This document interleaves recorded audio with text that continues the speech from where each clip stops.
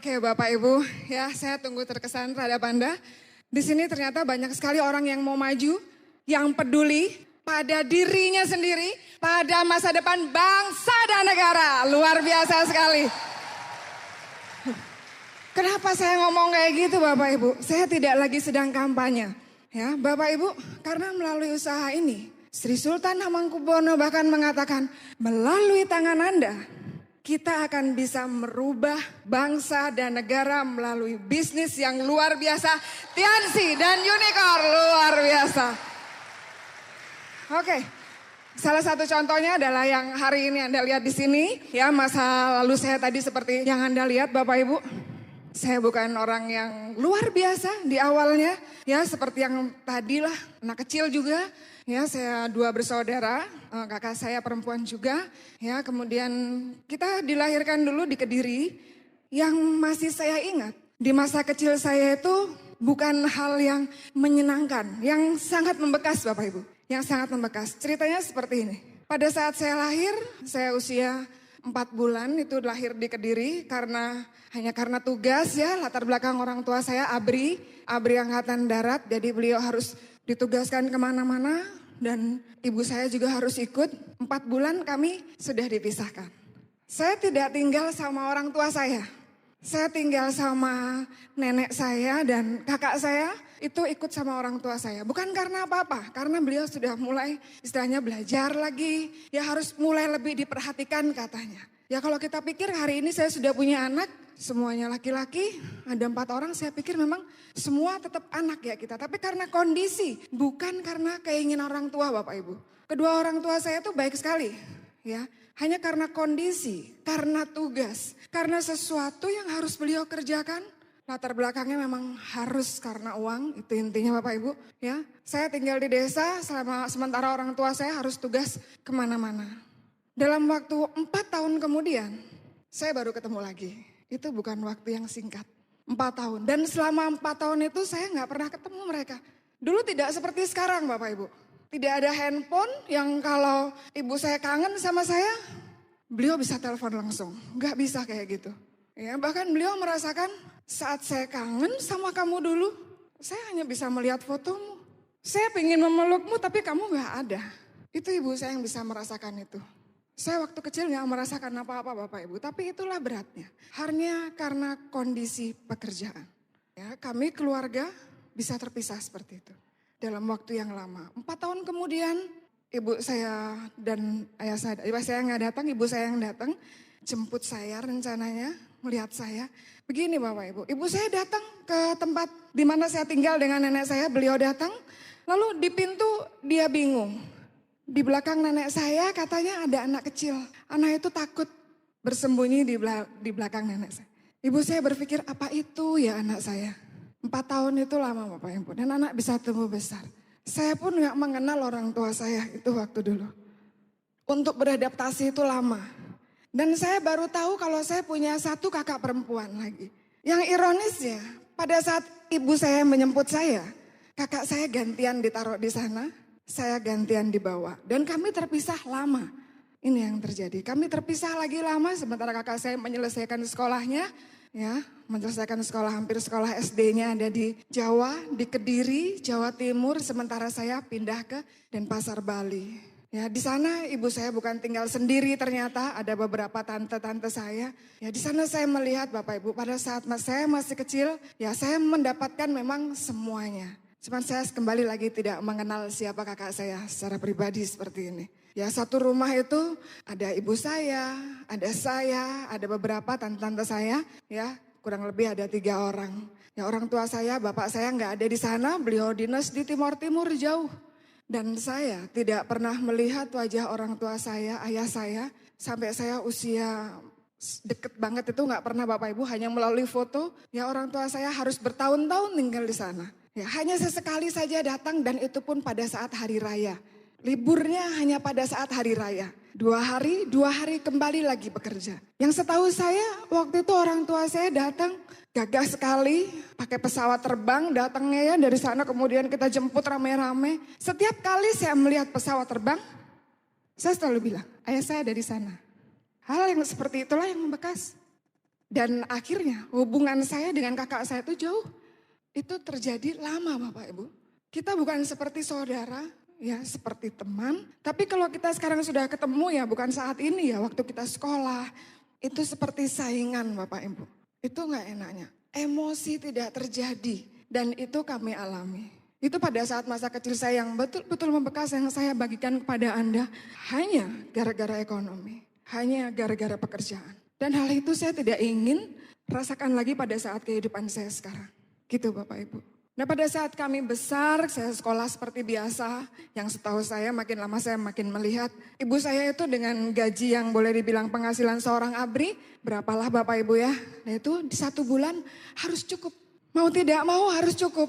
Dibagi untuk A, untuk B, untuk tante saya. Kalau enggak cukup ibu saya benar memang enggak bisa minta lagi. Jadi harus nyambi beberapa pekerjaan yang lainnya. Ada menjahit baju, kemudian buat kue ya dan lain sebagainya. Seperti itu. Jadi saya melihat kalau kita mau satu rumah mau makan, memang ibu saya tetap harus bekerja. Mau tidak mau. Ya seperti itulah Bapak Ibu. Ya terus saya lanjutkan SD, SMP, SMA seperti anak-anak yang lainnya.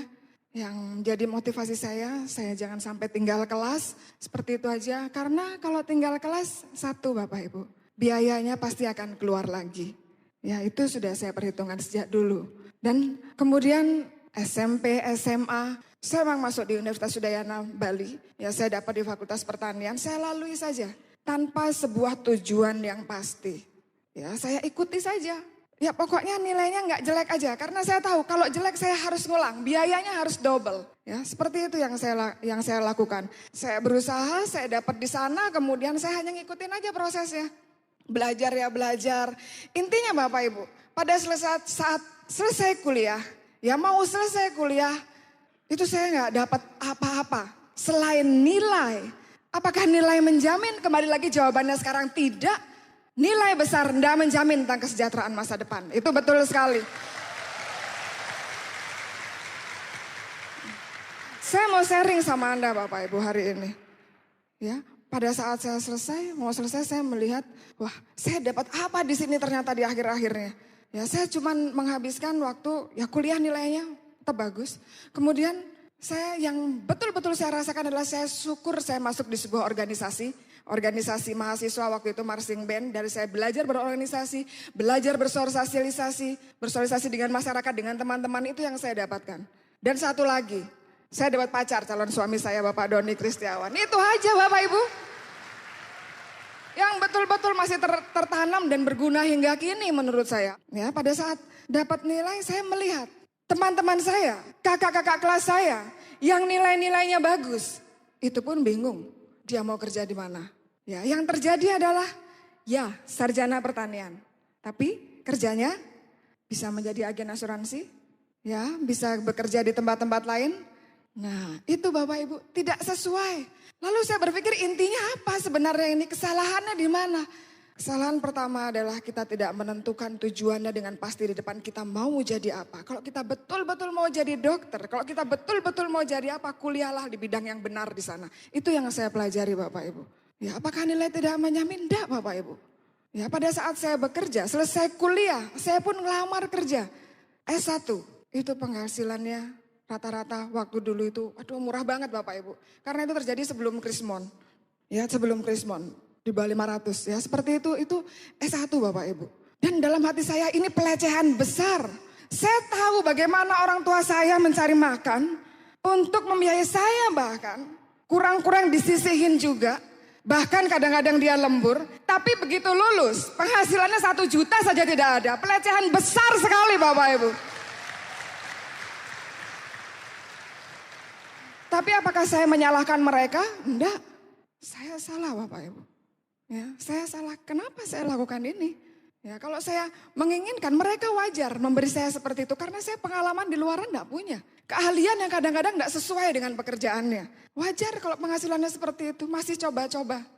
Saya bekerja di tempat orang lain juga.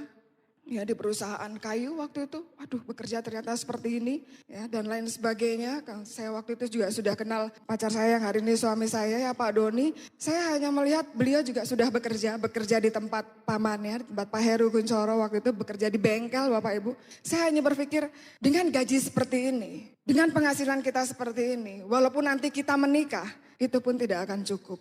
Lalu untuk apa kita menikah? Kita punya anak, yang nanti anak itu akan jadi besar, membutuhkan biaya banyak, tapi duit tidak ada, buat apa? Jadi kita harus cari lagi Bapak Ibu. Saya keluar dari tempat pekerjaan saya, ya, saya berusaha untuk membuka satu usaha baru, ya, ngerti nggak ngerti, cukup nggak cukup duitnya, ya saya modalnya berdua. Tidak disediakan langsung, ini 50 juta, 100 juta, silahkan Anda pakai modal. Enggak Bapak Ibu. Saya memulai dengan suami saya mulai dari bawah, ya. Kami hanya modal nekat dan kami sekarang bisa belajar.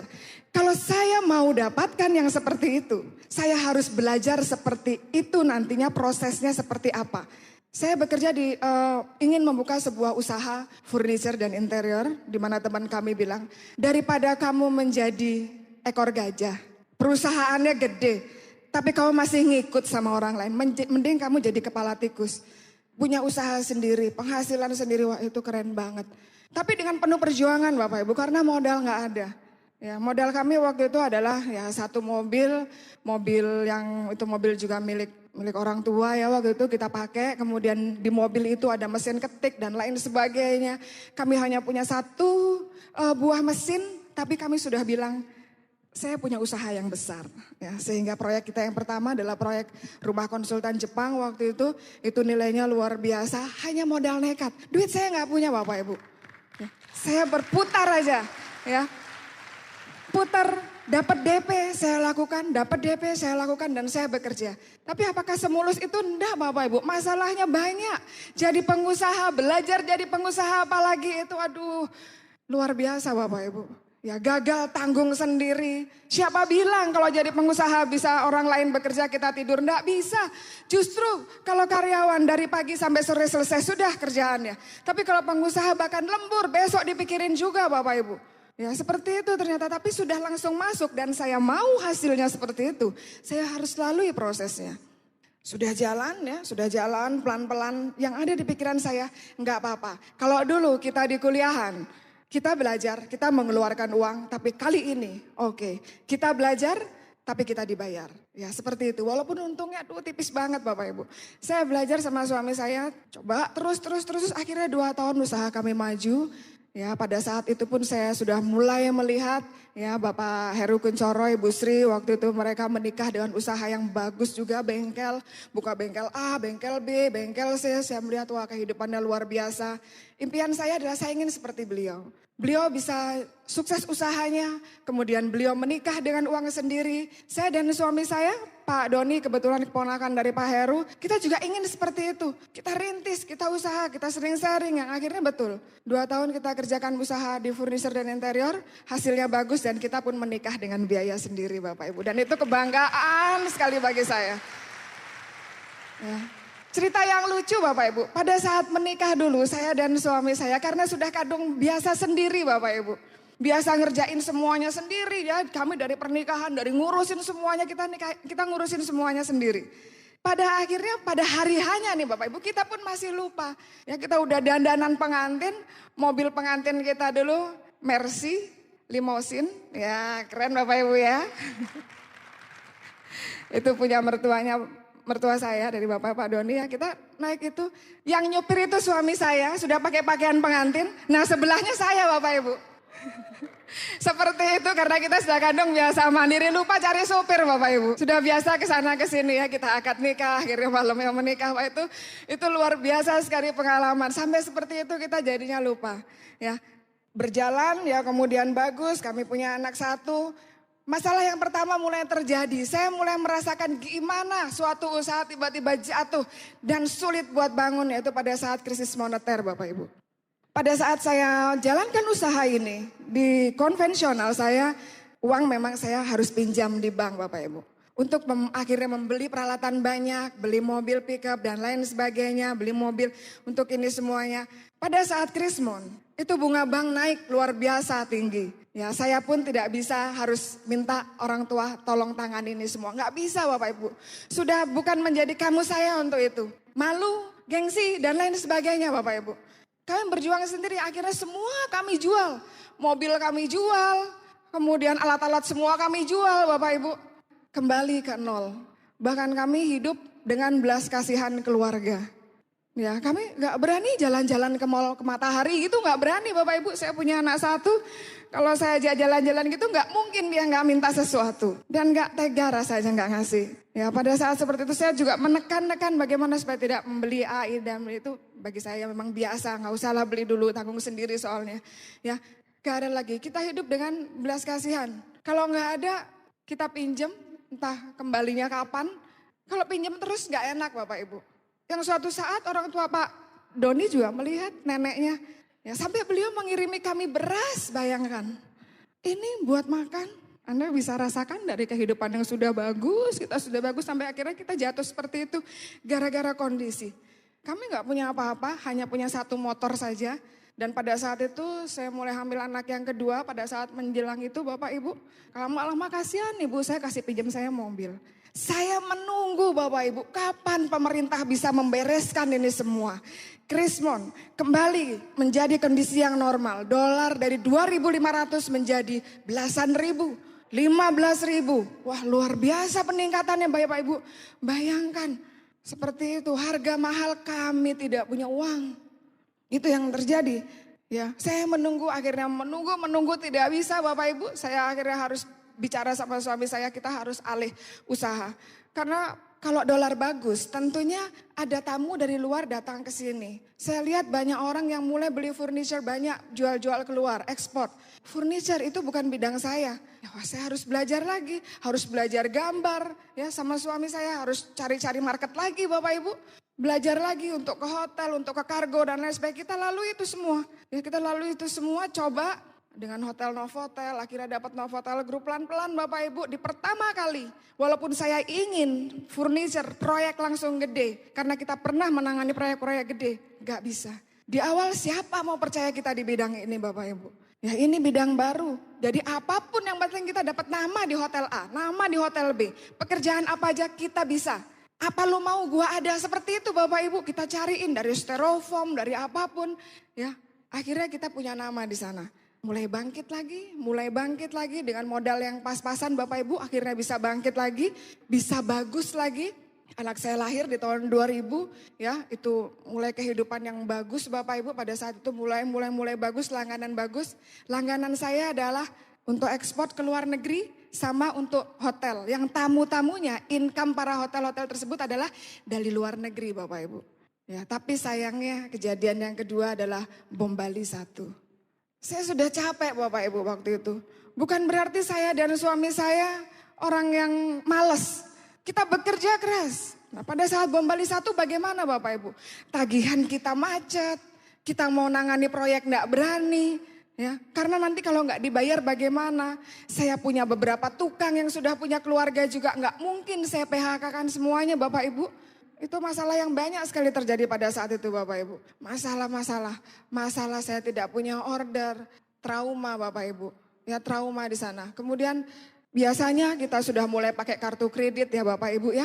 Karena kita tidak ada masukan dari hotel, macet tagihan dan di B. Ya itu kita harus pakai hidup dari kartu kredit. Saya punya 5 kartu kredit Bapak Ibu.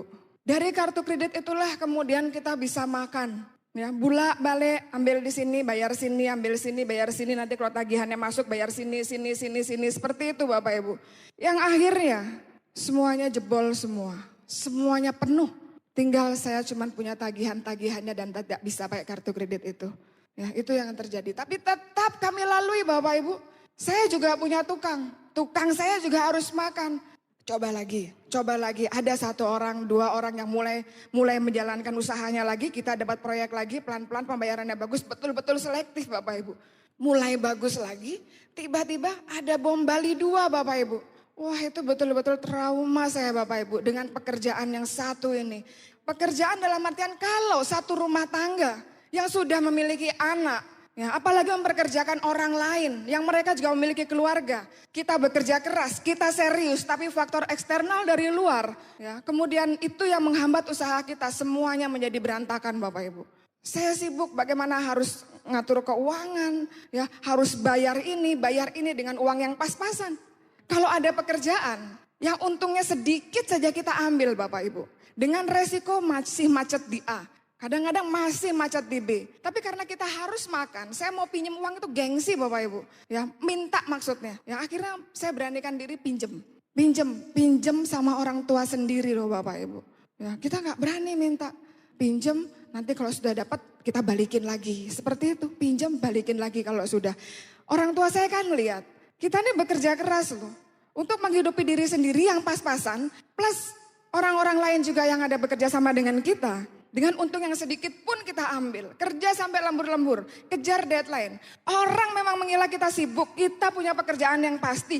Tapi hasilnya sama sekali tidak pasti Bapak Ibu. Benar, itu yang saya rasakan. Tidak bisa dipastikan Bapak Ibu. Kurang, pasti kurang. Tapi pasti sekali enggak Bapak Ibu. Saya tidak sempat melihat teman-teman saya yang bekerja pada orang lain. Lagi keadaan pada saat itu saya hanya berpikir bagaimana diri saya sendiri. Ya sama suami saya betul-betul bingung mengatur ini, bahkan orang tua saya pernah menyeletuk dan itu membekas dalam hati saya. Kamu ini sama suamimu bekerjanya rajin sekali, bahkan lembur. Ya semua pekerjaan A, B, C, D diambilin. Ya sibuk aja kelihatannya, tapi kok hasilnya nggak ada kelihatan. Kata-katanya nggak marah Bapak Ibu, tapi itu sangat menyinggung sekali. Betul memang saya baru betul-betul melihat Bapak Ibu, emang benar kenyataannya seperti ini.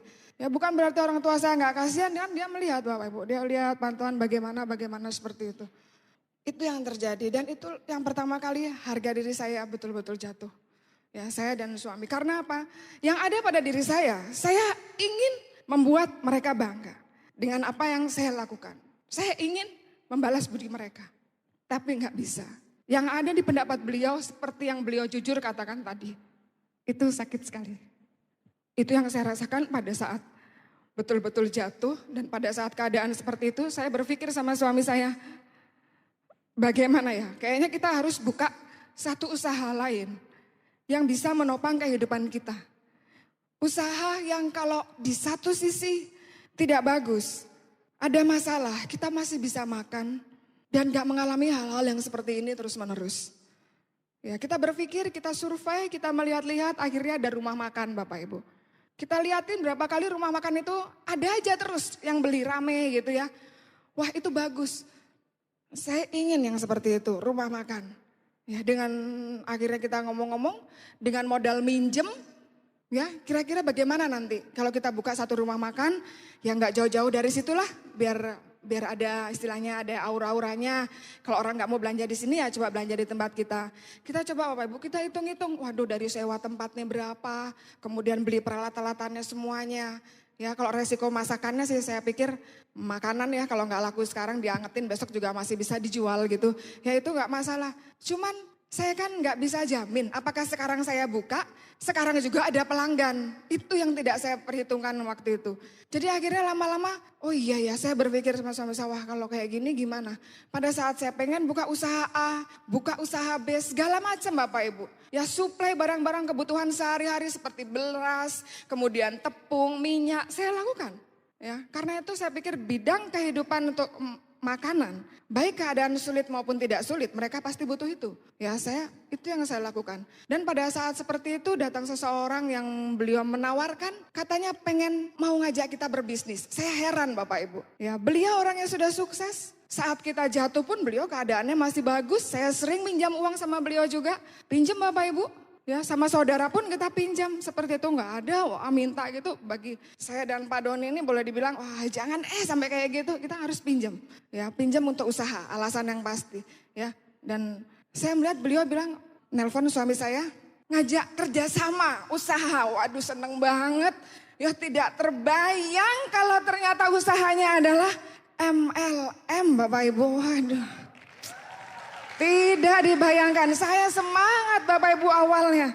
Suami bilang, waduh kalau MLM mah najis teralala katanya. Wah, Wah itu Bapak Ibu, wah kenapa? Wajar beliau mengatakan seperti tadi, beliau bilang kan, di sebelah rumah saya tuh ada hotel yang gede banget. Nah hotel itu ada pertemuan-pertemuan yang dimana mereka selalu bikin ribut. Ya, seperti itu Bapak Ibu. Ya tapi ulang lagi naik motor. Wah ya kemudian besok-besoknya itu lagi. Dan saya bisa melihat kalau bisnis seperti ini yang ditawarin, ini kapan suksesnya? Terus lagian kenapa juga beliau ini sudah bagus-bagus, kenapa juga jalankan usaha yang seperti ini gitu. Ya, terus ngajak kerjasama lagi sama kita, pengalaman aja beliau nggak punya di bidang usaha seperti ini, terus ngajak kerjasama. Ini sih dalam pikiran saya mau narik, tapi rasanya kita kalau gagal kecemplung bareng-bareng saya bilang gitu. Ya udahlah nggak usah, akhirnya Pak Doni ya suami saya waktu itu bawa majalah, saya pikir udah nggak ada duit beli-beli majalah macam-macam. Majalahnya saya ambil, udah lempar gitu aja. Set, nah naruh gitu Bapak Ibu. Udah dilempar nggak perlu dibaca lagi. Saya kembali ya dengan rutinitas yang biasa ya, sibuk mikirin bayar tagihan dari mana dengan duit yang pas-pasan tadi. Ya karena lagi santai sudah ngurusin anak semuanya udah beres. Saya iseng-iseng ambil majalah itu lagi. Saya coba lihat. Kemudian di sana saya mulai membaca, waduh ada halaman yang menarik. Pertama yang saya lihat adalah gambar wanitanya.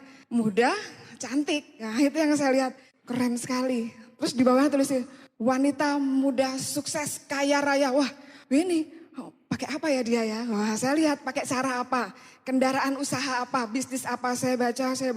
Yang lebih luar biasa lagi belum pernah punya pengalaman kerja. Tapi memiliki penghasilan puluhan juta rupiah. Mendapatkan atau memiliki mobil seharga 400 juta. Wih masih muda luar biasa. Persis seperti hari ini Anda lihat saudara Yunus kalau itu laki-laki. Saya melihat itu adalah wanita Bapak Ibu. Ya, wanita itu adalah Ibu Livia Helen yang begitu menginspirasi saya. Kok ada zaman sekarang di mana orang-orang adalah masanya bingung, sulit cari penghasilan. Nah ini muda kaya raya penghasilan setiap bulan nggak bisa disetor puluhan juta, bahkan bisa ratusan juta. Ini pakai cara apa? Saya teliti sampai selesai sampai akhir. Ternyata sama pakai kendaraan persis yang seperti Pak Heru bilang. Saya mulai sedikitnya. Saya mengerti, beliau adalah orang bisnis Bapak Ibu. Bisnis beliau sudah puluhan tahun, itu pun membeli mobil harus kredit. Hari ini saya melihat seorang Livia Helen masih begitu sangat muda, punya mobil mewah, itu semuanya cash, tidak perlu bayar. Dan ditambah lagi punya penghasilan puluhan juta, tidak perlu kerja. Waduh, connect Bapak Ibu, langsung nyambung. Ya, saya coba hubungin Ibu Sri Darmayanti, ya waktu itu saya kalau nanya sama suami saya percuma Bapak Ibu. Waktu itu karena beliau wah begitu negatifnya gitu ya. Jadi saya telepon Bu Sri Darmayanti, Bu nih gimana nih? Ya tolong dong dijelasin, wah ini bagus nih. Kamu kalau nggak percaya datanya kamu bisa lihat di internet. Ya semuanya kamu bisa baca datanya bahwa bisnis ini luar biasa. Bukan cuma satu Livia Helen. Tapi ada banyak orang yang sudah sukses di Indonesia bahkan. Oh iya, wah saya mulai lihat lagi. Saya temui Ibu Sri Darmayanti. Dan saya tanya ya bagaimana menjalankannya. Apakah sulit, terus berapa modalnya biasanya. Kapan balik modalnya ya. Terus bagaimana, berapa lama buat sukses. Itu yang saya tanya, karena dimanapun kita nggak bisa Bapak Ibu langsung bergabung mau dapatin sesuatu tanpa ngerti ini apa, ya kemudian berapa modalnya, kapan suksesnya, caranya gimana. Ya itu di awal itu saya gali, wah saya langsung berpikir kalau cuman begini caranya, saya juga bisa. Nah seperti itu Bapak Ibu, coba lagi. Akhirnya saya bergabung dan suami saya bilang ya udah kamu duluan deh. Karena apa? Beliau juga dikejar-kejar ternyata. Karena Bapak Heru Kunchoro waktu itu menelpon Pak Doni untuk mengajak bisnis. Jadi Pak Doni itu selalu dikejar sama Pak Heru. Ditelepon gimana? Udah dipelajarin. Nah lama-lama beliau juga enak gitu. Setiap kali ditelepon bilang nggak ada. Setiap kali ditelepon bilang nggak ada. Ya menurut beliau kalau saya gabung ya itu hanya demi uang keamanan sajalah biar nggak dicari-cari gitu Bapak Ibu ya. Nah itu kan menurut Pak Doni, menurut saya agak sedikit berbeda. Sedikit wah ini ada celah untuk kita bisa merubah masa depan. Ya saya coba ambil kemudian masalah timbul Bapak Ibu, modalnya nggak sedikit. Bagi saya waktu itu saya nggak bisa minta sama suami saya sendiri tidak punya uang sebanyak itu secara pribadi. 2 juta bagi saya itu cukup banyak. Ya, 2 juta itu bagi saya cukup banyak, saya harus pinjam Bapak Ibu. Saya pinjam uangnya karena Bu Sudarmayanti mengajarkan saya bagaimana cara untuk membayar, kalau kita punya pinjaman untuk masuk di usaha ini, bagaimana cara untuk mengembalikannya. Itu yang penting bagi saya. Caranya ada, kalau caranya ada siapapun kita, kalau mau kerja pasti bisa. Modal 2 juta bukan masalah, seperti itu. Ya, caranya gampang.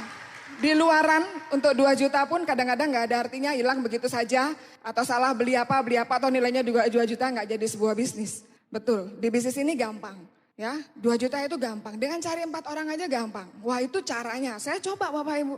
Ya, saya coba pada saat itu saya masih kerjakan sendiri. Ya, dengan suami saya sedikit mengizinkan, sedikit dilepas tapi ekornya dipegang. Wah, gitu maksudnya. Gak boleh terlalu aktif Bapak Ibu.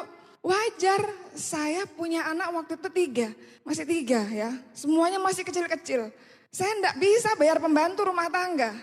Ya, jadi enggak bisa Bapak Ibu, saya begitu selesai langsung, begitu bangun pagi langsung presentasi enggak bisa.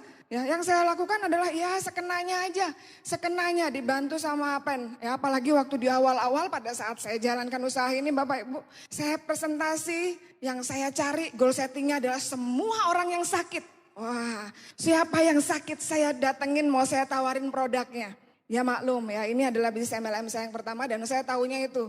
Ya begitu ada kabar orang sakit, sebenarnya harusnya sedih Bapak Ibu ya. Saya senang waktu itu Bapak Ibu. Wah, ini peluang gitu.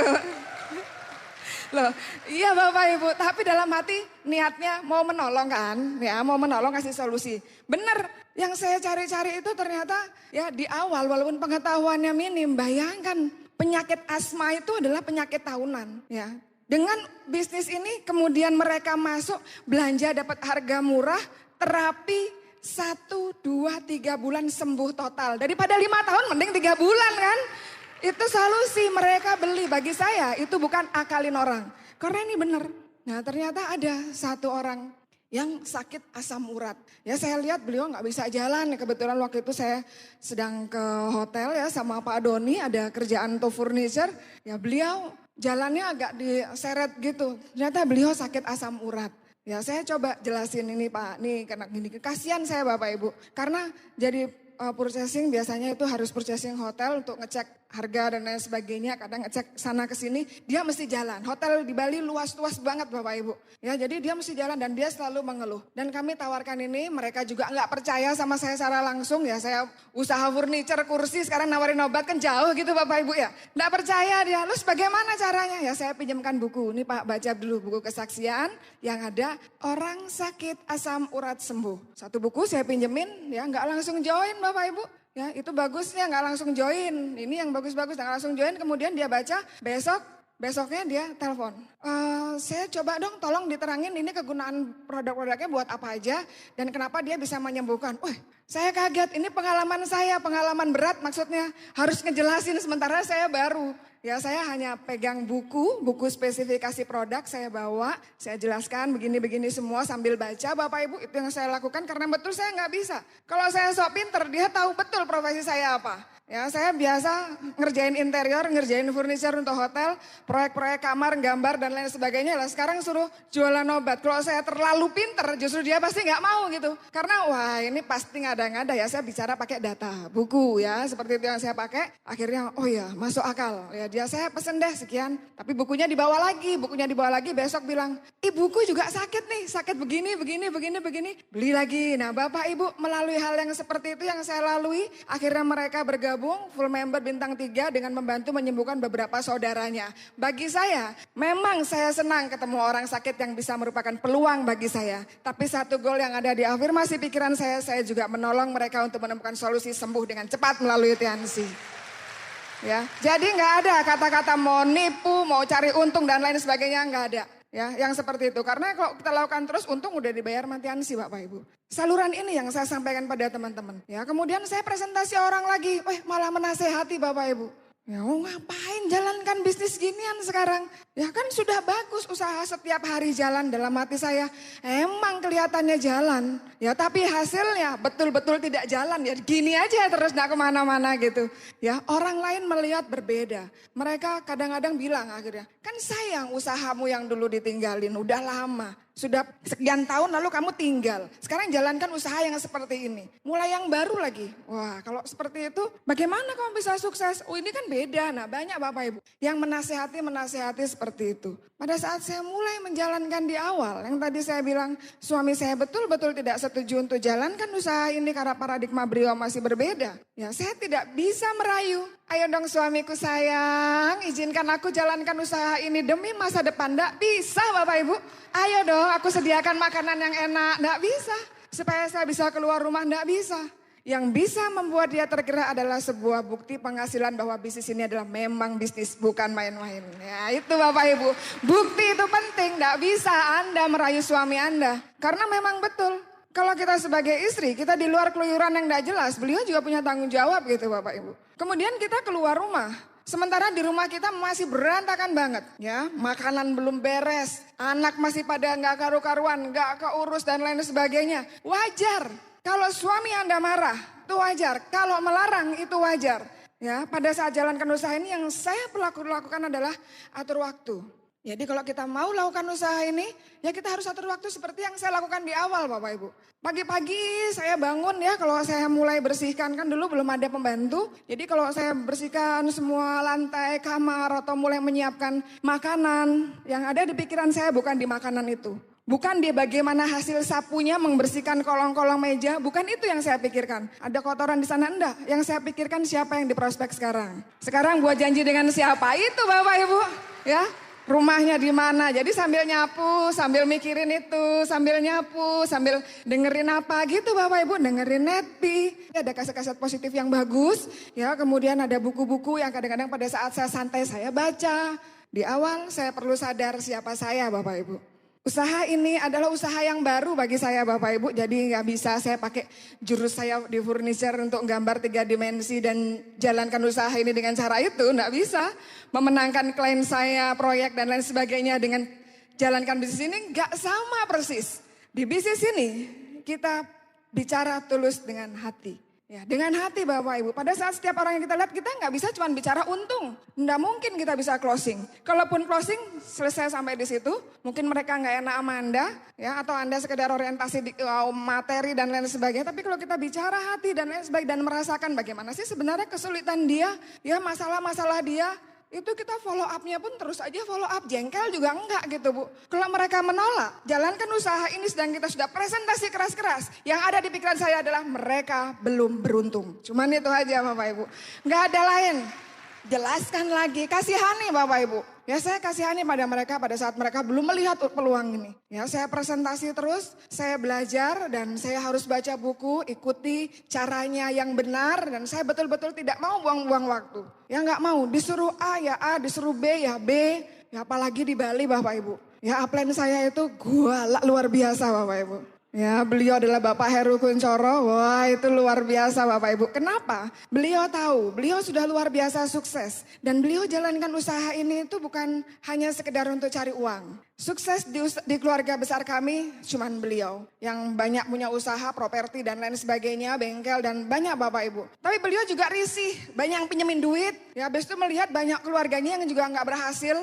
Dan melalui peluang ini beliau bisa sukses karena beliau bisa menyukseskan kami semua. Dan itu tercapai Bapak Ibu melalui usaha ini.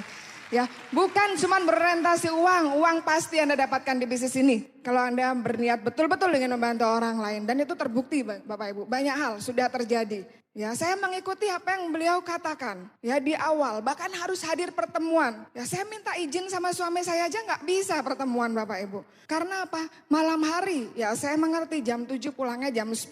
Karena waktu itu anak saya harus istilahnya ada susu, pakai susu botol seperti itu dan saya harus temani dia tidur. Saat itu saya nggak ada di sana dan yang ada ya suami saya. Kadang-kadang rewel dan lain sebagainya itu hal terjadi biasa. Ya, sehingga beliau nggak ngizinin saya. Ya mau nggak mau Bapak Ibu, kita bilang. Akhirnya saya bilang sama Pak Heru, seandainya saya jalankan usaha ini berdua sama suami saya, mungkin penghasilan saya bisa lebih besar sehingga saya bisa menggaji beberapa pembantu di mana saya bisa mendelegasikan beberapa pekerjaan saya. Karena betul pekerjaan ibu rumah tangga itu memang harus selesai semuanya. Tapi kita harus pilah-pilah Bapak Ibu. Mana yang penting yang harus betul-betul kita gantikan dan tidak tergantikan oleh pembantu, yaitu urusan dengan anak ya dan lain sebagainya itu adalah harus kita lakukan sendiri. Tapi untuk urusan cuci mencuci, ya masak memasak, saya yakin suami Anda nggak akan perlu minta Anda harus masak dulu, membersihkan rumah terus, itu enggak. Ya, jadi itu yang saya delegasikan kepada mereka yang bisa untuk mengurus itu semua. Ya, memenuhi makannya anak-anak saya dengan jadwal jam-jam yang sudah kita buat seperti itu. Ya, ini yang kita lakukan, delegasikan Bapak Ibu. Dan itu memang harus dibayar, mereka harus dibayar dan caranya kita harus kerjasama dengan suami. Di sini saya minta tolong Pak Heru untuk follow up Pak Doni. Ya, akhirnya beliau dikejar sampai beliau alasan mandi, dikejar sama Pak Heru, ditungguin di depan kamar mandi. Kalau di dalam kamar mandi kan pasti keluar ya Bapak Ibu ya, nggak mungkin 2 hari di kamar mandi. Pasti keluar. Ya akhirnya diajak ke pertemuan. Ya, lihat dulu pertemuannya. Ya, lihat seperti ini, lihat maksudnya dan lain sebagainya. Ya, kemudian kurang jelas lagi Pak Doni diajak ke Surabaya. Lihat Pak Luis Tendean, dengarkan Pak Luis Tendean. Nah, semuanya Bapak Ibu, mulai dari sana beliau klik. Dan akhirnya kita jalankan usaha ini berdua. Saya jalankan usaha ini dengan suami saya dan itu enak banget Bapak Ibu. Ya, teman-teman dia adalah teman-teman saya. Nggak ada rasa cemburu lagi Bapak Ibu. Kalau dulu mungkin saya pulang malam mungkin aja. Ya itu mungkin Bapak Ibu. Ya saya rasa suami Anda yang normal juga pasti begitu. Ya hari ini kalau kita punya teman-teman adalah teman-teman kita. Dan sama jalankan usaha ini. Ya sama-sama bahkan kita lebih care sekali dengan mereka. Ya mereka yang sedang berjuang seperti itu. Ya di sini enak sekali kalau kita jalankan usaha ini berdua dengan suami. Kita bisa memiliki penghasilan besar. Ya, kemudian kita bisa mendelegasikan pekerjaan kita tadi, ya, kemudian ya kita bisa lebih memberikan pendidikan dan lain sebagainya kepada anak kita, sesuatu yang lebih berkualitas, masalah keuangan sedikit-sedikit demi sedikit mulai ada gitu ya. Ya, tapi tidak sampai di situ masalahnya Bapak Ibu. Ada lagi masalah baru. Pada saat saya awal presentasi, saudara saya tidak ada satupun yang mau bergabung. Kakak saya tidak mau, orang tua saya tidak mau, saudara saya tidak ada yang mau. Itu yang terjadi di awal. Bagi saya tidak penting, ini adalah masa depan saya. Pada saat saya sulit, tidak semua langsung memberikan sesuatu kepada saya. Ini pakai, tidak perlu kembali. Ini dan lain sebagainya. Dan ini buat kamu semuanya. Tidak semua seperti itu. Jadi hidup bagi saya, harga diri, penghargaan tidak bisa diberikan oleh orang lain tapi harus dicari sendiri Bapak Ibu. Jadi kenapa mikirin orang lain gitu ya? Ya, yang ada di pikiran saya, suatu saat, bukan hari ini, suatu saat mereka pasti akan mengerti saya sedang melakukan apa, untuk siapa. Dan itu yang bisa menjawab adalah waktu, bukan sekarang dan saya menuntut mereka mengerti. Nanti akhirnya kita bermusuhan Bapak Ibu, apalagi dengan saudara, ya enggak apa-apa lah, itu adalah haknya. Ya, orang tua saya juga mulai menyatakan sama pada suami saya. Kenapa kamu tinggalkan usaha ini? Usaha furniture interior karena begitu dia aktif, dia tidak mengurusi 100% furniture dan interior kita, ya. Dia jalankan usaha ini, bangun home meeting, OPP, kemana-mana seperti itu. Ya, terus memang order kami kita kurangi supaya jangan tambah bikin repot maksudnya ya. Jadi kita betul-betul seleksi. Kalau nggak untungnya bagus nggak usah diambil lah daripada kerja bakti. Ya kerja kelihatannya tapi nggak ada hasilnya. Itu sih zaman tahun 2 dulu. Ya kerja keras kelihatan tapi untung sedikit diperjuangkan. Mending kasih orang yang minat aja. Yang kita yang nggak usah. Kalau emang bagus benar, ini bagus baru kita ambil. Nah kemudian dari sana Bapak Ibu kita lakukan usaha ini bersama-sama. Beliau oleh orang tua saya pun dikatakan seperti ini masih. Kenapa? Usaha yang sudah bagus, ya kamu tinggalkan. Ya sebenarnya usaha ini harus kamu jalankan terus. Usaha ini biar diurusin satu saja. Apakah kita harus istilahnya mengikuti yang A, yang B atau yang C? Ya pada saat komentar banyak dari saudara, dari mereka, apalagi ibu, bapak seperti itu, mereka begitu peduli Bapak Ibu. Dari sisi pandangan mereka, memang betul. Ya dari sisi pandangan mereka, paradigma mereka, itulah yang mereka lihat. Usaha konvensional begini. Usaha MLM begini. Ya kita tidak bisa mengcounter. Wah ini salah, saya harus begini. Saya nggak kasih aja saya waktu. Biar kita bisa kerjakan lebih serius ya. Kemudian kalau saya harus keluar kota, saya minta bantuan justru sama mereka, orang-orang tua saya. Ya orang tua saya untuk bantu nungguin anak-anak saya di rumah. Yang untuk bantu menjaga saja, yang ngurus itu sudah ada semuanya Bapak Ibu. Kita bekerja sama. Ya saya minta tolong, pada saat saya harus OPP, keluar kota malam-malam walaupun langsung pulang, tetap Bapak Ibu, kita minta tolong. Jadi besar sekali jasa orang tua saya pada usaha ini.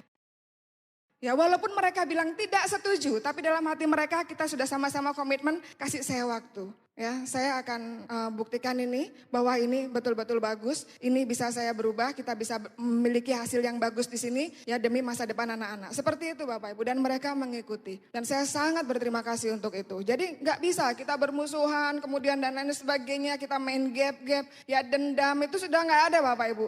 Ya mungkin karena tipe saya plekmatis, saya senang menyelesaikan masalah semuanya dengan damai. Ya saya akan diam aja di depan beliau, iya tapi di depan belakang beliau saya belok kanan belok kiri yang penting tujuan saya nyampe. Ya biasanya seperti itu Bapak Ibu. Jadi biarkan semuanya berlalu karena pasti akan ada hasilnya. Dan ingat Bapak Ibu, saya pun tahu persis mereka menunggu. Apakah saya gagal dan suami saya gagal di usaha ini ataukah saya sukses. Perkataan tidak ada Bapak Ibu. Ya, sekali lagi saya sadar betul itu. Mereka yang menolak, teman saya, saudara saya yang menolak dan yang memperingatkan semuanya. Ya, mereka menunggu. Saya akan sukses atau gagal. Dan saya harus menentukan pilihan, saya mau yang mana. Kalau saya mau menentukan sukses, yang hari itu betul-betul saya inginkan, saya mau sukses. Saya tahu usaha konvensional saya seperti apa. Jadi saya lakukan dan saya harus buktikan di depan mereka bahwa saya harus sukses di usaha ini. Itu di awal Bapak Ibu yang menjadi komitmen dan ini harus segera. Ya. Ini yang saya lakukan, jadi proses perjalanan saya jalankan usaha ini ya tidak gampang-gampang aja. Ganjalan dari suami ada, harus ngatur waktu. Ya mengurusi 3 anak saya, kemudian di bintang 7. Ya saya hamil lagi Bapak Ibu, anak saya yang keempat. Pada saat saya hamil Bapak Ibu, apakah saya istirahat di rumah? Nggak bisa Bapak Ibu. Ya di usaha ini, bisnis ini bergerak dengan momentum. Pada saat grup kita sudah jalan, ya saya sadar betul itu, sering konsultasi dengan upline saya. Kita nggak bisa berhenti Bapak Ibu atau menghentikan apalagi diri kita sendiri. Downline kita mungkin kita pikir dia maklum karena hamil lah ya. Udah nyata banget seperti ini hamil ada buktinya. Ya pasti tenaga dan lain sebagainya mereka akan tahu. Tapi dalam hati mereka tidak menerima sebenarnya. Yang terjadi adalah memang betul banyak kalau kita istirahat sebentar dengan 1000 macam alasan. Grup kita sedikit demi sedikit pun akan hilang. Karena momentumnya berbeda. Saat dia perlu kita nggak ada Bapak Ibu. Yang saya menjaga adalah saat mereka perlu saya harus ada. Jadi momentum terjaga terus ini yang harus saya lakukan dan saya bekerja sama dengan suami. Kita home meetingnya di rumah. Kalau kemana-mana saya minta antar. Ya OPP Bapak Ibu. Ya buat jas dong, jas buat ibu hamil. Kan nggak seberapa gitu ya. Terus sepatu jangan tinggi-tinggi, bisa, semua bisa diatur kalau Anda tahu tujuan Anda apa. Tidak ada alasan Bapak Ibu. Ya, itu yang saya lakukan. Dan pada saat kehamilan saya, di bulan keempat saya jalan-jalan ke Malaysia. Ya, lihat Pak Heru terima reward waktu itu. Ya saya bawa enjoy aja, 1 bulan, 2 bulan, saya bintang 7. Ya pada saat karena saya mengerti konsep itu, ya. Bintang 7 hamil, kemudian pada saat saya melahirkan, bulan depan saya jadi bintang 8. Itu buktinya momentum itu luar biasa Bapak Ibu. Jangan pernah Anda stuck, berhenti jalankan usaha ini. Karena begitu Anda berhenti, Anda di awalnya aktif, Anda berhenti. Untuk mendorong lagi supaya grup Anda mau, sulitnya 2 kali lipat daripada di awal. Dan ini betul-betul harus kita sadari Bapak Ibu. Ya kalau kita mau punya komitmen yang harus segera diwujudkan, gak ada cara lain. Kenapa saya segera mengejar bintang 8? Saya punya pengeluaran yang jumlahnya sudah saya buat Bapak Ibu. Ya ini semua harus tertutupi, ini semua harus diselesaikan. Sedikit demi sedikit hutang saya di kartu kredit tadi yang pengusaha kelihatannya keren. Satu dompetnya isinya kartu kreditnya ratusan.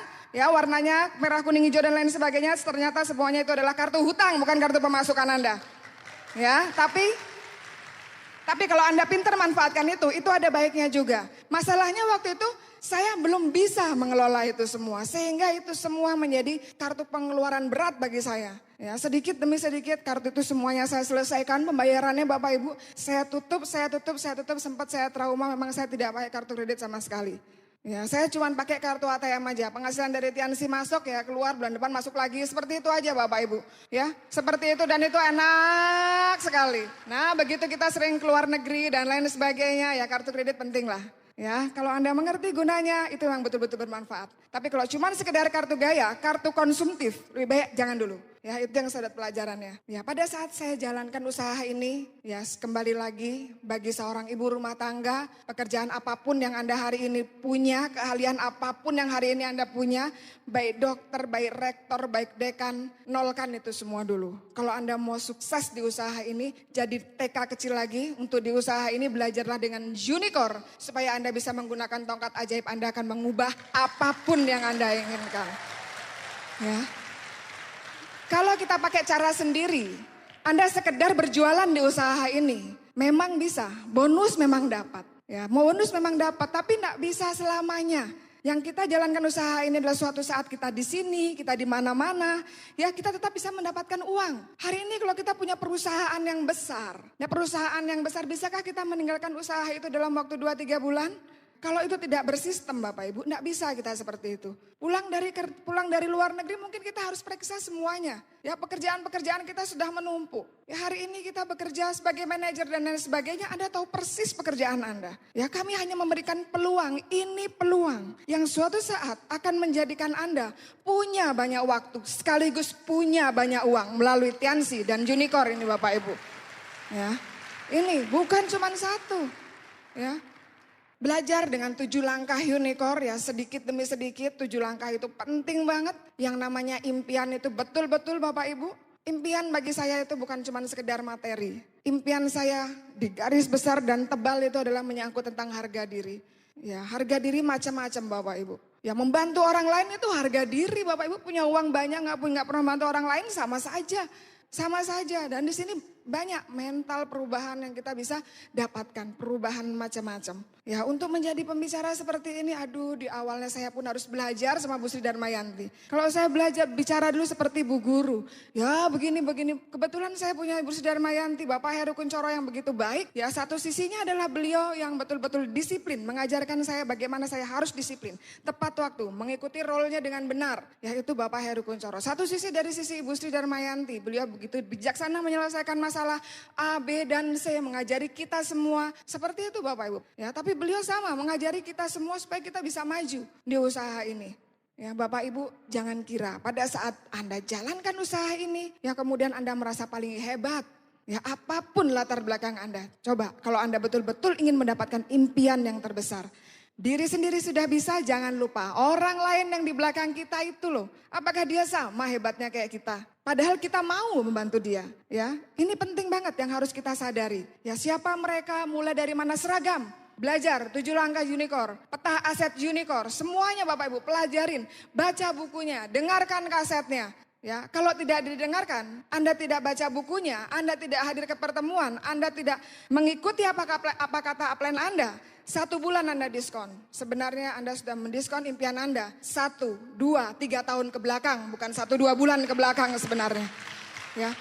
Hal-hal prinsip pada saat kita jalankan di usaha ini, teachable Bapak Ibu. Teachable itu modal pertama. Teachable itu modalnya kemudian setelah teachable, kita harus teachable, kita mesti ngapain supaya bisa teachable? Ini penting ya, kita harus rendah hati Bapak Ibu. Kalau kita tidak punya rendah hati, wah repot. Kalau kita memiliki kerendahan hati, itu semua menjadi kenikmatan. Enjoy lagi Bapak Ibu melayani orang banyak.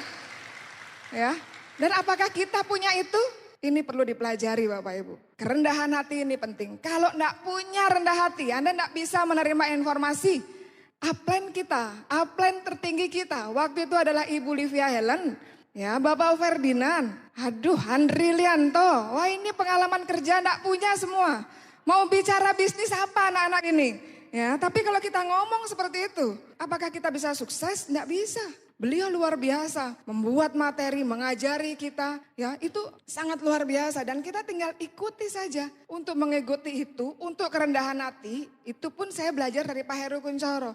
Saya melihat beliau duduk manis pada saat diajari, saya ikut Bapak Ibu. Suami saya ini yang biasanya kalau ini ndak, seperti itu langsung ninggalin aja, duduk manis, seperti itu Bapak Ibu. Jadi teachable, rendah hati di awal, terpaksa memang. Setelah itu ikuti saja. Apa keberatan kita, apa alasan kita, apa kesulitan kita. Kalau Anda punya tujuan yang jelas, itu semuanya lewat, bukan alasan. Ya bukan alasan Bapak Ibu. Masalah yang tersulit pun rendah hati itu sulit Bapak Ibu. Gak semua orang bisa. Ya, nah Bapak Ibu pada saat saya mulai jalankan usaha ini, saya sudah mulai melihat hasilnya Bapak Ibu. Ya, hasil yang pertama yang saya lihat adalah saya punya adik ipar, ya, beliau adalah narkoba Bapak Ibu. Ya, 14 tahun, keren ya jabatannya. 14 tahun itu kerjaannya nyuntik putau selama 14 tahun. Dan itu dilakukannya sendiri di rumah, suntik Bapak Ibu. Nggak perlu makan, yang penting bisa nyuntik dirinya sendiri 3 kali sehari sudah bagus. Kalau enggak itu ngamuk Bapak Ibu. Ya kalau Anda ketemu seluruh tubuhnya itu sudah penuh dengan tato. Ya di Bali tato itu keren, gambar-gambar tubuh Bapak Ibu. Ya kenapa? Sekedar mencari penghargaan diri. Ya gambar naga, cacing, ulet bulu semuanya ada di situ Bapak Ibu. Wah karena mungkin udah kehabisan gambar yang keren-keren udah habis ya. Yang nemu aja, yang ada feeling ya gambar ulet bulu. Nah bisa Bapak Ibu. Ya penuh sampai ujung-ujung kaki, heran saya. Padahal itu sakit loh Bapak Ibu. Ya tapi dia lakukan itu juga. Ya dan dia nyuntik, dan nyuntik itu bukan cuma sekedar nyuntik isinya air. Nyuntik isinya heroin, putau yang seperti itu dan itu nilainya mahal Bapak Ibu. Di awal memang gratis katanya. Begitu sudah kena itu beli semuanya. Ya beli semua dan ratusan ribu itu per hari. Ya kita kasihan suami saya apalagi kasihan banget. Ya keluarga besar kita semuanya kasihan. Dan menjengkelkan Bapak Ibu. Bayangkan kalau nggak punya duit dia kan nggak kerja. Nggak punya duit minta Bapak Ibu. Kalau nggak dikasih nongkrong gitu di bawah kaki neneknya sampai dikasih baru dia pergi. Wah ini tekun banget gitu ya.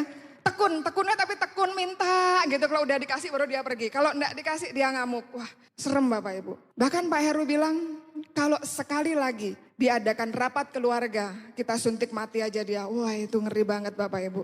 Itu karena apa Bapak Ibu? Bukan cuma itu saja. Ya itu sudah pernah dipenjara 2 kali. Bukan karena pengedar, bukan Bapak Ibu. Ya itu hanya karena pakai putau. Kita bukan kasihan, makanya begitu rapat. Itulah omongan Pak Heru. Seandainya sekali lagi diadakan rapat. Kalau nggak berubah orang ini kita suntik mati aja. Gitu Bapak Ibu. Karena jengkelin banget. Nah melalui usaha ini pada saat dia sedang asik main-main seperti itu. Saya dan suami saya berpikir kita bangun aset. Aset untuk anak-anak kita, aset juga buat dia. Seenggak benernya orang, suatu saat pasti akan ada titik jenuh. Masalahnya, siapa yang mau menerima dia? Ya, pada saat dia ingin berbalik, apa yang sudah kita siapkan? Apakah kita bisa menerima dia? Apakah masyarakat percaya dengan dia? Tidak bisa. Akhirnya suami saya mengambil langkah yang bagus, ya. Beliau dijoinkan, Pak Beni itu dijoinkan, ya, join Tiansi dan kita jalankan bisnisnya. Saya jalankan, saya bangun, kita bangun berdua di bawah usahanya, di bawah kaki jalur Pak Beni sampai beliau. Begitu sadar beliau sudah bintang 5. Dan luar biasanya Bapak Ibu, begitu dia ngerti dia sudah posisi bintang 5, dia datang ke pertemuan, dia punya beberapa grup baru yang ada di sana. Dia merasa menjadi contohnya, teman-teman semua mendukung saat dia maju walaupun kadang agak lemot ya, lemah otak. Jadi kadang-kadang omongan sama pikirannya, kadang-kadang pikirannya udah nyampe omongannya belum keluar gitu loh Bapak. Jadi gitu kalau ngomong, tapi luar biasa, kalau mau Bapak Ibu lakukan terus dan beliau lakukan terus. Bangun grup di Madiun, dari Madiun nembus Hong Kong Bapak Ibu. Hari ini grupnya besar di Madiun dan di Hong Kong. Dan hari ini beliau bintang 7, narkoba bintang 7 di bisnis Tiansi Bapak Ibu. Keren banget. Ya, kalau Anda buka jasnya, buka bajunya dan dia balik ke sini, woi gambar di belakangnya ini penuh Bapak Ibu. Ya seperti itu, satu saat nih kok dia vision seminar gak usah pakai baju aja ya. Nah, ini bukti, bukan siapa-siapa, latar belakang gak benar. Hanya karena bisnis ini kita bisa menolong banyak orang. Dan berapa banyak orang seperti itu ada di Indonesia Bapak Ibu. Melalui tangan Anda semuanya bisa berubah Bapak Ibu. Itu pasti, saya sudah bisa buktikan ini. Di Bali banyak banget. Ya kita akan lihat Pak, bisa slide-nya Pak. Nah dari bisnis ini saya punya banyak sekali teman-teman yang sudah mulai berubah Bapak Ibu. Bahkan hari ini luar biasanya Bapak Ibu. Ya mereka semua itu sudah berubah hidupnya. Dari yang biasa naik motor saja Bapak Ibu. Naik motor, hujan-hujanan, pakai jas hujan, motor mogok, motor kempes dan lain sebagainya. Jalankan usaha ini dengan motivasi utama adalah saya ingin membantu orang tua saya Bu. Saya melihat mereka luar biasa kerja keras. Saya mau mempensiunkan mereka. Mereka kerja keras. Bintang 6 itu sudah bisa beli Yaris, bisa beli mobil dari bisnis ini Bapak Ibu. Bintang 6 di Bali. Impian saya satu Bapak Ibu. Karena pada saat saya kuliah saya melihat banyak teman-teman saya yang tadi begitu tamat tidak langsung seprofesi mereka pekerjaannya. Pertanian mestinya di pertanian gitu ya. Ini enggak. Mereka harus bekerja di bank di mana dan kadang-kadang kalau mereka tidak mau bekerja mereka terpaksa menjadi pengangguran. Sebenarnya saya ingin menyampaikan ini. Saya nggak ngerti caranya gimana. Ya karena angka pengangguran itu dari tahun ke tahun tuh makin banyak, makin meningkat. Solusi penyelesaiannya kita nggak tahu. Ya saya berpikir bahwa ini solusi. Mahasiswa pada saat selesai kuliah itu bukan menjadi pengangguran atau cuma bawa map. Anda sudah harusnya punya bisnis sendiri. Bisnis apapun yang akan bisa menjamin masa depan Anda. Itu harusnya. Itu ada di pikiran Bapak Ibu. Cuman gak ngerti gimana. Ya mahasiswa kan kadang-kadang ya pinter lah ya. Image-nya S1 apalagi ya. S2 dan lain sebagainya. Nah kemudian kebetulan pada saat jalan kan usaha ini. Ya, dari jalur saya yang baru ya, jalur keempat ada seorang dekan Bapak Ibu. Dekan Fakultas Ekonomi Udayana. Beliau akuntan publik, beliau juga seorang pengusaha vanili, eksportir. Ya, beliau pemilik salah satu bank di Bali. Pada saat beliau menjadi dekan, pada saat semua orang berbahagia mengenakan toga, pada saat hari kemenangan justru beliau menangis. Karena sebagai akuntan publik beliau begitu melihat ini adalah angka pengangguran berikutnya. Dan melalui beliau Bapak Ibu, ya melalui beliau Tiansi itu akan masuk ke kampus dengan resmi Bapak Ibu. Pak Luis Tandian pun nanti akan datang ke kampus-kampus. Ini bisnis entrepreneurship yang beliau tawarkan, luar biasa. Ya, jadi kita sekarang bukan bekerja dengan orang yang istilahnya hanya kalangan bawah. Kita semua sedang menarik orang yang kalangan atas untuk membantu yang bisa langsung merangkul begitu banyak orang. Dan beliau kemarin langsung datang menemui Pak Luis Tendian di Surabaya. Ya, Bapak Dekan ini luar biasa. Beliau adalah gelarnya Bapak Ibu ya, saya bacakan. Profesor Dr. Wayan Ramanta SEMMAK. Ayo, kurang apa lagi Bapak Ibu? Ya. Gelarnya banyak, jabatannya besar. Kenapa beliau jalankan ini? Bukan cuma sekedar uang. Beliau bilang melalui tangan saya akan ada banyak mahasiswa yang tertolong hidupnya. Wah keren Bapak Ibu ya. Wih saya merinding dengernya Bapak Ibu karena saya tahu beliau itu sudah luar biasa. Rumahnya 5 hektar Bapak Ibu. Satu kawasan rumah 5 hektar, ada villa, ada lain-lain, ada kantor gede banget. Ya dan saya presentasi dengan dia closingnya jam 12:30 malam. Beliau bilang, Pak saya OPP, ya saya selesai saya OPP harus hari ini. Ya hari ini saya ke sana jam 12:30 malam dengan suami saya, dengan donen saya satunya, ya ke sana. Dalam hati beliau, jam berapapun Anda datang, saya akan tunggu karena hari ini saya punya waktu. Itulah Bapak Ibu, Anda akan mendapatkan orang-orang seperti itu di jalur-jalur manapun kalau Anda punya visi yang jelas. Tuhan tahu semuanya akan tercapai. Ya. Tinggal ngomong Bapak Ibu, ngomong sama Tuhan Bapak Ibu. Ya ngomong sama Tuhan, Tuhan akan kasih jalannya. Seperti itu. Dan beliau suami istri jalan. Ya ada banyak pengusaha, ya orang biasa-biasa juga. Ada pengusaha perak, saya tahu di balik mereka yang terwakili di situ. Ya akan ada banyak sekali orang sukses. Bapak Ibu seperti itulah. Saya bisa jalan-jalan ke luar negeri melalui usaha ini. Ya bisa ke Singapura, ke China ya seperti itu. Malaysia, Bapak Ibu itu menyenangkan sekali. Ya next Pak. Nah ini waktu saya dapat hadiah dari Tiansi. Ya Netpi ke Hong Kong Disneyland ya saya jalan-jalan sama suami saya. Next Pak.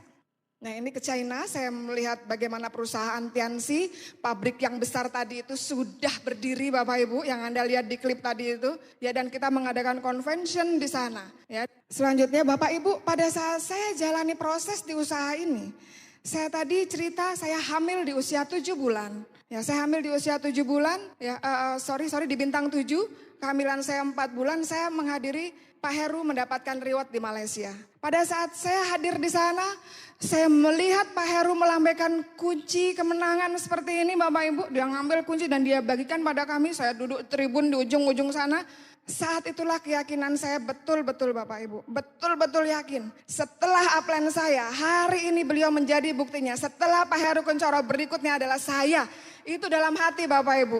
Ya, itu yang saya ucapkan. Keyakinan itu timbul kalau kita melihat upline kita Bapak Ibu mendapatkan. Karena apa? Beliau melakukan apa, kita juga melakukan sama Bapak Ibu. Melihat beliau presentasi, saya presentasi. Beliau begini, saya begini, seperti itu Bapak Ibu. Kalau beliau sampai dapat, kita berikutnya. Dan yakin Bapak Ibu, ya tahun 2005 saya ke Malaysia. Tahun 2005 bulan Januari. September 2006 inilah gambarnya Bapak Ibu. Kita menjadi pemenang di Jakarta Bapak Ibu. Saya mendapatkan mercy dari Tiansi. Ya, saya sedikit cerita tentang orang-orang yang ada di klip ini. Saya mengucapkan terima kasih yang luar biasa pada mereka. Ya, ada Ibu Sri Darmayanti, ya, dan ada Pak Iwan Dharma Putra. Ya, hari ini beliau God Lion. Itu pada saat beliau menerima kapal pesiar. Ya, hari ini beliau sudah menerima pesawat terbang. Ya, Bapak Ibu, kita berjuang sama-sama di awal. Kita sama-sama bukan orang network, orang MLM. Ini adalah sama-sama MLM kita yang pertama. Kita berjuang, kita rabasutan dengan menggunakan sistem. Tiansi sudah banyak di Bali, dari tahun 2000 sudah ada. Tapi tidak ke sistem. Dan mulai dari kita lakukan ke sistem. Sulit, itu biasa Bapak Ibu. Kalau kita tahu hasilnya. Ya kita jalankan sama-sama seperti ini, kemenangan pun bisa sama-sama. Ya, ada Pak Heru Kuncoro, saat saya betul-betul nggak bisa jalankan usaha ini, saat saya benar-benar down, beliau menarik saya bersama suami saya. Jujur tanpa beliau, tanpa upline yang ngotot, upline yang menarik pada saat saya jatuh, upline yang selalu menyejukkan pada saat saya betul-betul marah, ya, atau istilahnya kehilangan downline dan lain sebagainya. Beliau adalah orang yang menghibur. Ya, Ibu Sri Darmayanti juga. Dan satu lagi di sana ada gambar suami saya Bapak Ibu. Saya mengucapkan terima kasih yang tulus sekali pada beliau. Ya, karena pada saat jalankan usaha ini jujur kita selalu sama-sama. Kita mengurus sama-sama sendiri dan beliau mau melakukan kerendahan hati yang seperti itu, mau belajar, mau menemani ke sana ke sini saat saya tidak bisa, beliau bisa bantu. Ya, kita bisa bekerja sama di sini Bapak Ibu. Tanpa suami saya, tanpa upline saya, mungkin dari dulu kalau mereka negatif terus seperti itu, lama-lama juga mungkin mundur. Atau impian saya bisa lama tercapai Bapak Ibu, tercapai tapi lama. Tapi dengan mereka semua kompak, mereka membantu, ya akhirnya kita bisa sukses bersama dalam waktu singkat Bapak Ibu. Ya, dan reward ini hanya saya dapatkan kurang lebih 2 tahun 8 bulan saja. 2 tahun saja di bintang 8 bulan kemudian saya dapatkan reward ini di Jakarta. Bapak Ibu, kita bisa lihat lagi Pak. Inilah mercy saya Bapak Ibu. Ya, bukan mobilnya, memang mobilnya keren Bapak Ibu. Siapa yang gak mau dikasih? Tapi di balik mobil itu Bapak Ibu, ada banyak orang yang sudah berubah hidupnya. Mereka dari tidak punya, yang tadi saya bilang mereka berubah. TKW Bapak Ibu, downline saya TKW di Hong Kong itu banyak. Dan bayangkan mereka kerja di sana, mereka mengumpulkan uang dan mereka kirimkan ke Indonesia. Nah, pada saat dia lakukan bisnis ini di sana Bapak Ibu, dia bersusah payah di Hong Kong itu. Orang keluar cuma 1 minggu 1 kali, cuman hari Minggu. Dan di sana banyak sudah bintang 6 Bapak Ibu, karena mereka punya komitmen, punya tujuan. Sekarang memang saya TKW, bekerja di sini. Suatu saat saya kembali ke Hong Kong bukan sebagai TKW, tapi menolong para TKW Bapak Ibu. Nah, itu mulia bukan? Ya, yang selama ini kita cuma berpikir pribadi. Tapi lama-lama semua kita bisa dapatkan. Nah, mercy ini seperti itu Bapak Ibu. Simbol seperti sebagai kemenangan banyak orang yang ada di belakangnya. Banyak orang berubah hidupnya. Berikut akan ada mercy-mercy baru bermunculan. Ya, saya sedikit cerita tentang mercy ini Bapak Ibu. Ya, pada saat saya dapat mercy ini, ya kemudian plat nomornya itu adalah DK. DK itu Bali, DK 133TY. Jadi disambung aja dikit ya. DK Betty. Gampang bacanya Bapak Ibu. Ya. Plat nomor, jadi orang pasti tahu ya, wah ini mobil saya, pasti seperti itu. Ceritanya seperti ini, pada saat saya naik mobil, kemudian ada teman saya, ini saya nggak tahu sebenarnya dia sudah lama nggak ketemu, dia juga naik mobil. Cuman orang ini kok ngikutin terus gitu pikiran saya, ngikutin terus, loh di sebelahnya ini nggak ada anak kecil gitu, di sebelahnya dia ada anak kecil, lama-lama dia buka kacanya. Oh ternyata betul ya Betty kamu. Dia bilang saya pikir siapa. Karena dia udah ngikutin dari tadi. DK Betty itu teman dia gitu. Ternyata betul itu saya gitu. Wah dia ngobrol-ngobrol. Wah dia bilang ini, wah hebat sekali ya sekarang kamu. Wah kerjanya apa suamimu bisa menghadiahkan mobil semewah ini sama kamu. Wah saya bilang gampang Bapak Ibu. Lakukan Tiansi, Anda bisa menghadiahkan mobil pada istri Anda secara gratis. Wah keren. Kalau mobil biasa ya nggak mungkin lah orang lihat ya, wajar. Yang jenis itu kan banyak ya. Ini Bapak Ibu, di Bali memang ada beberapa Bapak Ibu dan bisa dilihat. Kalau seorang istri dalam mobil ini dia tentu tahu siapa suaminya. Gak mungkin main-main. Bapak Ibu, melalui usaha ini yang hal-hal yang lucu-lucu yang saya dapatkan. Ada Bapak Ibu, teman saya. Teman sekolah Bapak Ibu ya, teman kuliah dulu. Tapi waktu saya tawarkan usaha ini, ya saya masih naik mobil, saya mobil kuda yang biasa. Atau kadang-kadang main ke rumah dia naik motor gitu. Ya, suatu saat saya bawa mobil saya ke sana ya, siang-siang. Parkirannya itu kan jalannya nggak besar gitu Bapak Ibu, hanya jalan kecil paling bisa dilalui mobil 2 yang empet-empetan gitu. Dan saya bingung nih mau parkir di mana mobilnya nih, rumah dia di situ. Akhirnya saya parkir persis di depan rumahnya. Jadi menutupi jalan keluar dia kalau mau ngeluarin motor Bapak Ibu. Ya saya tok saya gitu. Terus dia keluar, apa kabar gitu dia, apa kabar? Wah sudah lama ya nak ketemu. Saya diam aja, oh iya, ya sudah lama kita cerita. Wih dia banyak sekali ngomong Bapak Ibu. Ngomong A, ngomong B, ngomong dia cerita macem-macem. Cerita dia mau menikah dan lain sebagainya. Cerita Bapak Ibu. Nah sebentar lagi, dia nengok-nengok keluar. Saya pikir kenapa orang ini lagi asik-asik cerita. Gitu ya kan dia langsung masuk tadi pertama nggak lihat mobilnya. Karena ini mobilnya pintunya dia tuh di sini. Jadi dia cuma lihat saya langsung di sini ya, nggak lihat mobil. Ya setelah itu dia duduk di sana dia lihat nih. Dia gini, siapa sih itu? Naruh mobil sembarangan gitu. Parkir sembarangan, nggak tahu apa jalani rumah orang. Ini kan rumah orang. Loh aku beli loh tanah ini dia bilang. Itu parkir mobil kok sembarangan di depan rumah. Ya mau keluar lagi. Mana ya yang punya? Saya bilang, udah cerita sini aja. Saya nggak cerita Mercy Bapak Ibu. Ayo cerita sini aja kan kita udah lama nggak ketemu. Dia bilang, entar dulu, ini siapa sih yang punya? Nanya sama sana. Nggak tahu tuh. Nah, orang rumah bilang gitu, nggak tahu siapa yang punya. Nah terus dia baru nanya sama saya, loh kamu kesini tadi naik apa? Kok enggak bawa mobil ya? Diantar suamimu ya? Dia tanya gitu. Enggak. Terus, motormu kamu taruh di mana motormu? Nah karena dia nyari mobil saya enggak ada, dia tanya, motormu kamu taruh di mana? Loh aku enggak bawa motor tuh. Oh diantar suamimu ya berarti. Aku naik mobil. Loh mana mobilmu? Ini mobilku. Dia bingung Bapak Ibu. Dia ngeliatin mobil, dia ngeliatin saya. Dia ngeliatin mobil, dia ngeliatin saya. Kayak gak percaya tapi itulah kenyataannya Bapak Ibu. Lucu Bapak Ibu. Ya, apakah saya mendendam dengan dia? Enggak. Ayo kita makan. Nah, saya ajak dia makan keluar di dalam mobil. Masuk dalam mobil ya. Pakai celana pendek aja. Oh ya enggak apa-apa. Saya bilang, ayo masuk celana pendek. Pakai masuk dalam mobil dia diam 1000 bahasa. Ya, dia duduk manis Bapak Ibu. Dia melihat sana, dia melihat sini gitu. Habis itu dia melihat ke depan. Saya tanya, kamu kenapa? Sakit perut? Saya bilang. Nah, dia bilang, enggak. Mobilnya enggak ada suaranya ya. Dia bilang gitu. Aduh lucu sekali Bapak Ibu. Karena dia memang punya satu mobil Bapak Ibu. Yang diparkir memang nggak bisa di situ. Yang dia punya satu mobil, ya itu memang suaranya berisik banget. Jadi memang kerasa kalau naik mobil gitu ya. Berisik ya, kalau ada undak-undakan kerasa loncat juga gitu ya. Nah itu kalau naik mobil Bapak Ibu. Jadi dia bilang, ada undak-undakan dia duduk tenang. Dia ngerasain banget tadi situ saya geli banget Bapak Ibu. Cuman saya jaim gak berani ketawa keras-keras sampai di rumah saya ketawa keras-keras Bapak Ibu. Ya, saya ajak dia makan. Dia bilang gini, kamu ini kan lagi nggak punya uang, tanggal tua dia bilang. Tanggal tua kan, gajiku tuh tanggal 15 aja sudah habis. Hari gini kok kamu ngajak makan. Kamu punya uang memang loh.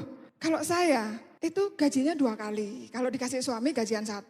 Tapi dari usaha Tiansi yang kamu dulu masih belum ngerti. Ya saya digaji di akhir bulan seperti ini. Makanya ini kamu tak kasih nih gajinya. Nih saya liatin Bapak Ibu bonusnya.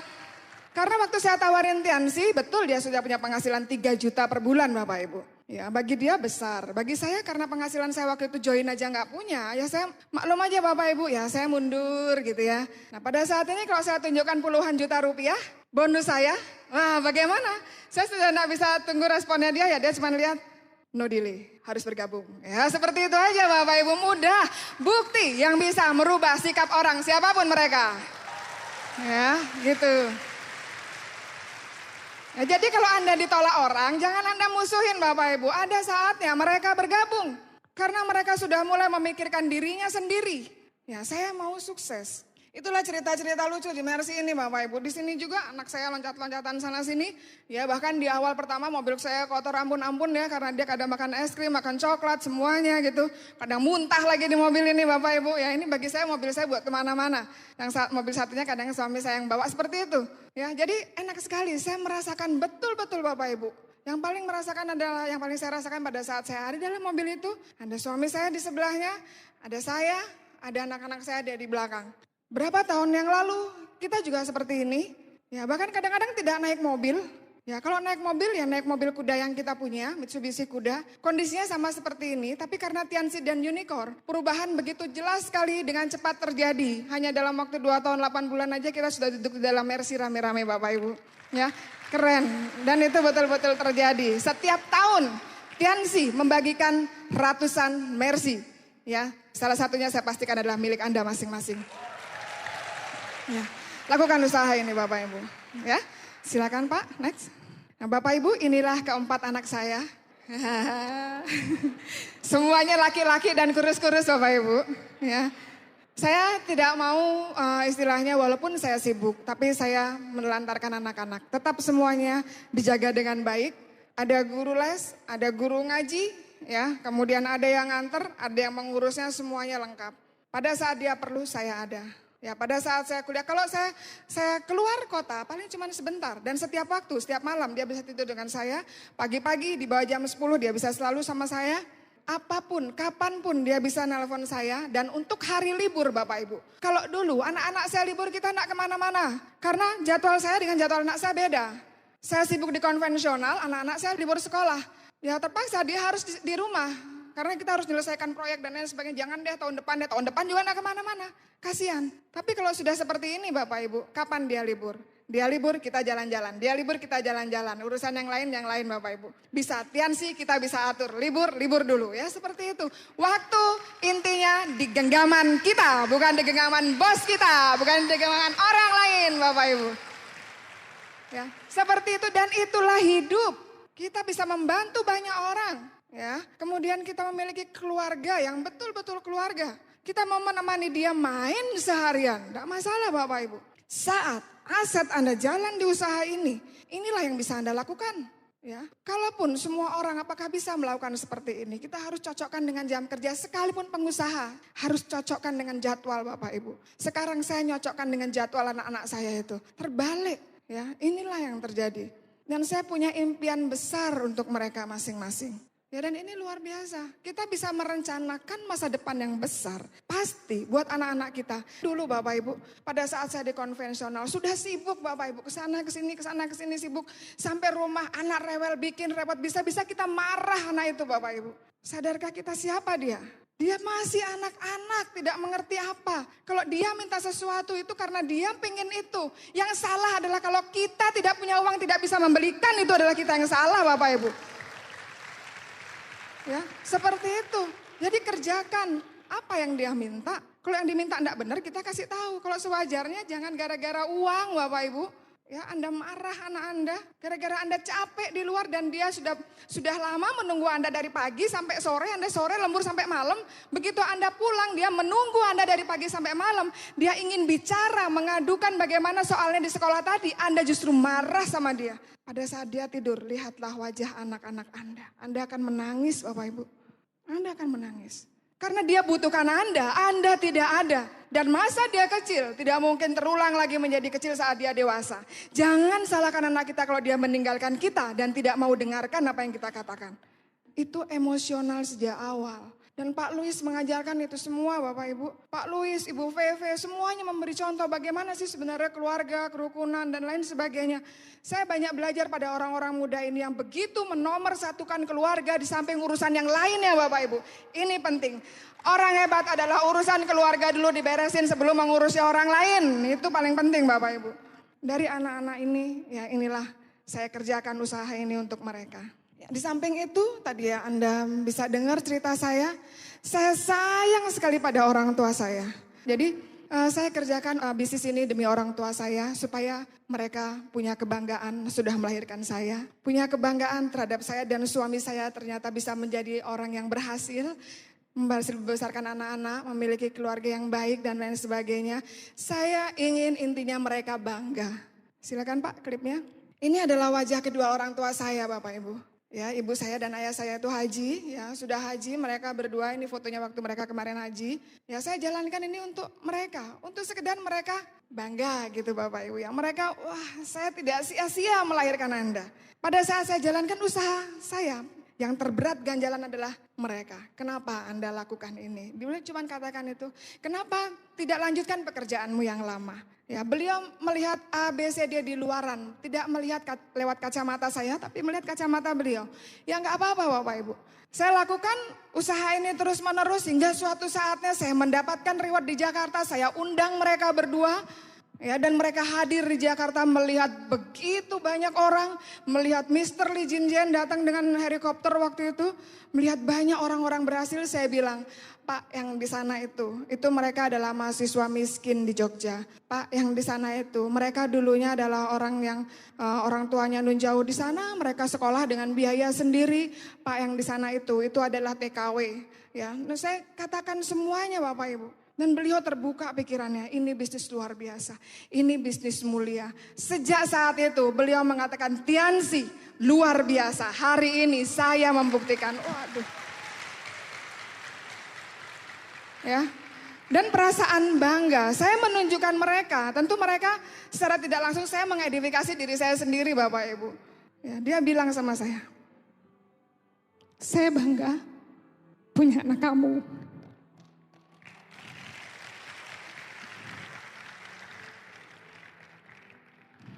Kata-kata ini saya tunggu dari dulu Bapak Ibu. Memang ini semuanya harus diperjuangkan Bapak Ibu. Saya tidak bisa minta pengakuan itu. Atau membeli pengakuan itu tidak bisa Bapak Ibu. Saya harus perjuangkan dan menunjukkan bukti. Inilah saya. Saya beruntung sekali Bapak Ibu. Itu sudah keluar langsung.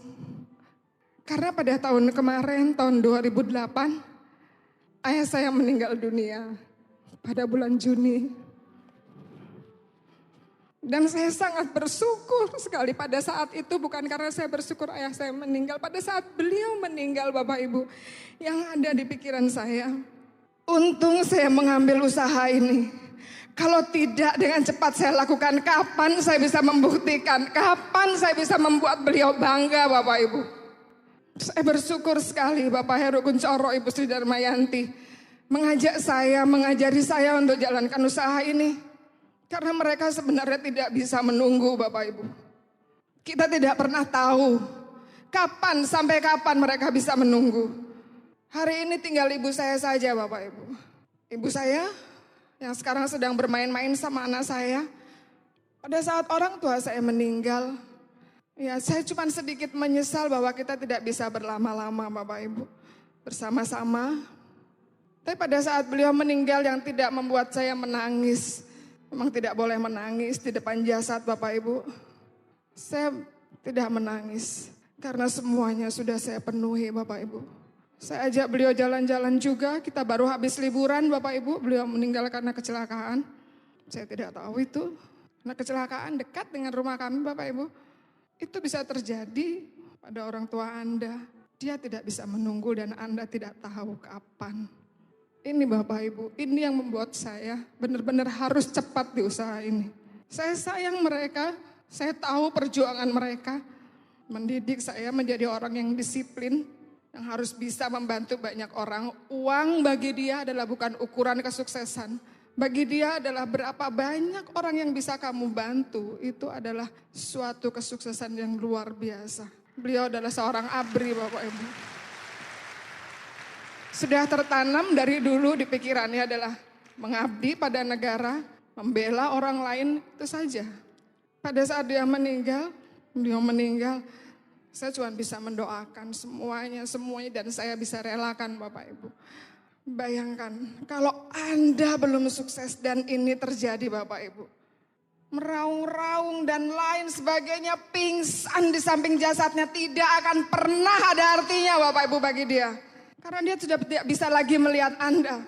Anak yang dulu mungkin menjengkelkan, yang akhirnya bisa sukses. Sekarang tinggal ibu saya. apapun yang dia inginkan.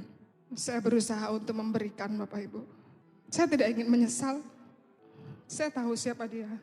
Orang yang luar biasa. Yang mengorbankan anaknya di ujung sana sementara dia di sini.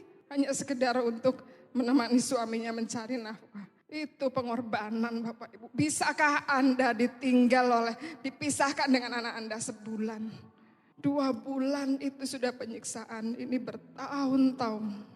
Bapak Ibu, kalau Anda percaya Tuhan, apapun yang Anda inginkan, Anda selalu berdoa.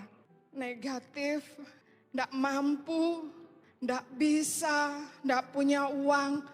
Bicarakan pada Tuhan, saudara. Bicarakan apa keinginan Anda. Bantu supaya semuanya bisa dimudahkan. Berikan jalannya. Minta. Kalau Anda percaya itu, tidak mungkin Tuhan tidak dengar. Beliau pasti dengar, saudara. Sekarang saya ingin kalau Anda percaya Tuhan. Dan dari Anda merasa punya orang tua. Dan Anda ingin membuat mereka bangga.